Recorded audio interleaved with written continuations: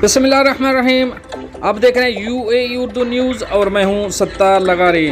खबरों की तफसील की तरफ जाने से पहले एक रिक्वेस्ट, अगर आपने अभी तक चैनल को सब्सक्राइब नहीं किया तो बराए करम चैनल को सब्सक्राइब कर दीजिए और साथ बेल के आइकन के ऊपर भी क्लिक कर दीजिए। अब चलते हैं खबरों की तरफ। मुत्तहिदा अरब अमारात का 4 नए वर्क परमिट्स का ऐलान। अब इस खबर की तफसील। खलीजी मीडिया के मुताबिक मुत्तहिदा अरब अमारात की हुकूमत ने मुल्क में वफाकी मुलाजमीन के लिए 4 दर्ज झैल नए वर्क परमिट मुतारफ़ कराए हैं।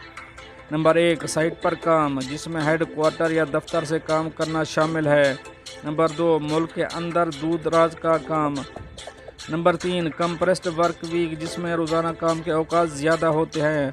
नंबर 4, हाइब्रिड काम, जो साइट पर और दूर दराज के काम को यकजा करता है। बताया गया है कि मुत्तहिदा अरब अमारात ने पिछले साल नए लेबर कानून की मंजूरी दी थी, जिसमें काम के लिए लचकदार नमूने मुतारफ़ कराए गए थे ताकि ऑपरेशनल अखराजात को कम किया जा सके और मुलाजमीन के पैदावारी सलाहियत में इजाफा हो सके। नए ज़वाबित मुहैया करने के लिए अमूमी रहनुमा खतूत की वजाहत की गई है। आर्जी मुआहदों के अलावा किसी भी मुलाजमत के पैटर्न के लिए ज़्यादा से ज़्यादा मुआहदे की मुद्दत मुलाजमत की कारकर्दगी बुनियाद पर 3 साल काबिल तजदीद है। आर्जी मुआहदों की मुद्दत 1 साल से कम हो जाती है। मुआहदे की असल मुद्दत आजर के ज़रिए तय की जाती है।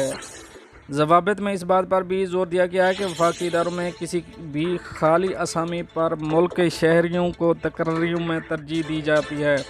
अगर कोई उम्मीदवार खाली जगह के तकाज़ों को पूरा न करता हो तो गैर मुल्कियों को मुकर्रर किया जा सकता है। ज़ाब्ते वफाकी हुकूमत में रिटायर्ड फ़ौजी और सिविलियन एहलकारों की तकर्री के भी इजाज़तनामे देते हैं जो मुल्क के शहरी हैं।